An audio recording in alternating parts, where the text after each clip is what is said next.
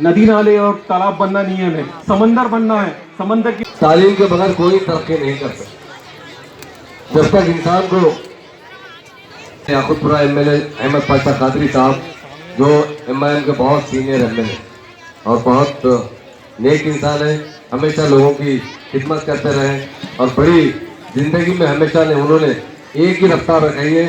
वो पहले कारपोरेटर से लेकर आज एमएलए तक भी मुसलसल उसी तरह लोगों की खिदमत करते आ रहे हैं। हमारे अमीनुद्दीन जाफरी साहब जो मेरे साथ काउंसिल में रहते हैं, हर इशू पर हमारा साथ देते हैं।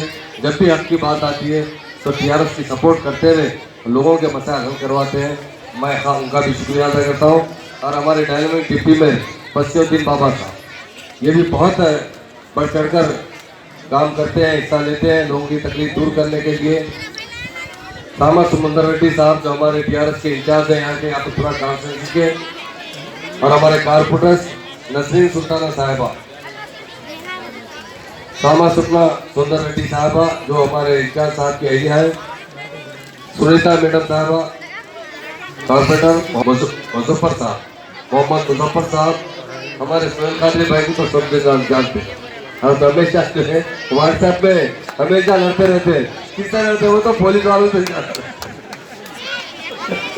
व्हाट्सएप में बहुत ज्यादा। सिंगिरेड्डी सुनीता रेड्डी गारी की, श्री श्रीनिवास रेड्डी, हमारे आरटीओ साहब श्रीनिवास रेड्डी साहब, और खासतौर से हमारी पीओ मैडम का मैं शुक्रिया अदा करता हूँ, श्रीमती पी वेंकट नरसिम्हा मैडम का। उन्होंने बहुत दिलचस्पी लेते हुए ये स्कूल की शुरुआत में बहुत बड़ा रोल अदा किया है। और डिप्टी टीओ का भी मैं शुक्रिया।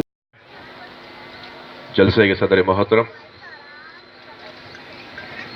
सीनियर पॉलिटिशियन और अवाम और कौम की खिदमत में तकरीबन अपने वक्त को लगाने वाले इस मुकामी एमएलए पाशा कादरी साहब, और तारीख़ तेलंगाना से बड़े और बुज़ुर्ग, उनके साये में हम चलते हुए आए। तेलंगाना मुसलमान अवाम की दिल की धड़कन, तेलंगाना गवर्नमेंट में अपनी कई खिदमात को अंजाम लगाते हुए तारीख़ तेलंगाना में भी पूरी ज़िंदगी को वक्फ करने वाले शख्स, बड़े और बुज़ुर्ग शख्स, वली सिफत शख्स, हमारे तेलंगाना हुकूमत के होम मिनिस्टर मोहम्मद महमूद अली साहब, और एमएलसी जाफर हुसैन, हमारे एमएलसी साहब, जाफरी साहब, सामा सुंदर साहब जो हमारे इंचार्ज हैं यहाँ के, डिप्टी मेयर फसीउद्दीन बाबा साहब, और यहाँ के कारपोरेटर बहुत से टीआरएस के लीडर्स और एमआईएम के लीडर्स शरीक रहे। बच्चों को सबसे अहम चीज़ तालीम है, और तालीम के लिए ख़ास तौर से हमारे सीएम साहब ने तेलंगाना बनने के बाद बहुत ख़ास तवज्जो दी है। आज हमारे तेलंगाना स्टेट में तकरीबन 900 से ज़्यादा रेजिडेंशियल स्कूल चल रहे हैं, और माइनॉरिटीज़ के लिए भी 204 रेजिडेंशियल स्कूल कायम किए गए। इसमें 55,000 से ज़्यादा मुस्लिम लड़कियाँ तालीम हासिल।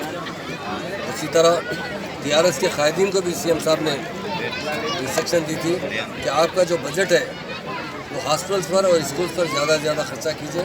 इसलिए मैंने अपने बजट से 5 करोड़ रुपये इस स्कूल के लिए सैंक्शन किया। 2.5 करोड़ रुपये में एक फ्लोर बन चुका है, जिसका 14,000 स्क्वायर फीट बिल्डअप एरिया आने वाले फ्लोर बनेगा। उसके लिए भी मैंने बजट ऑलरेडी सैंक्शन कर चुका हूँ। इंशाल्लाह 5 करोड़ में बहुत अच्छी बिल्डिंग बनेगी। अगर ज़रूरत पड़ने पर और एक फ्लोर भी बनाया जाएगा जूनियर कॉलेज के लिए। तालीम के लिए हमारे ऑनरेबल सीएम साहब की ख़ास तवज्जो की वजह से हर कॉन्स्टिट्यूंसी में कई मदरसे तामीर हो रहे हैं, मगर ओल्ड सिटी के अंदर जहाँ बड़ा थिक पॉपुलेशन मुस्लिम भाइयों का भी है, हिंदू भाइयों का भी है, यहाँ पर भी बहुत स्कूल की सख्त ज़रूरत थी। ये महसूस करते हुए, क्योंकि यहाँ से बिल्कुल कुरमागुड़ा स्कूल जो बिल्कुल किराए की बिल्डिंग में था, जो बहुत ही बोसीदा हो चुकी थी, और उसमें बच्चे जब बारिश होती तो पूरा पानी अंदर उतर जाता था। आज इस तकरीब में उस स्कूल को यहाँ शिफ्ट किया गया। इंशाल्लाह ये प्राइमरी स्कूल जाकर कुछ सालों में हाई स्कूल बन जाएगा और इंटरमीडिएट तक ये स्कूल काम करेगा। इस स्कूल को लिए खासतौर से हमारी डीओ मैडम का भी मैं शुक्रिया अदा करता हूँ, एजुकेशन डिपार्टमेंट के लोगों का। उन्होंने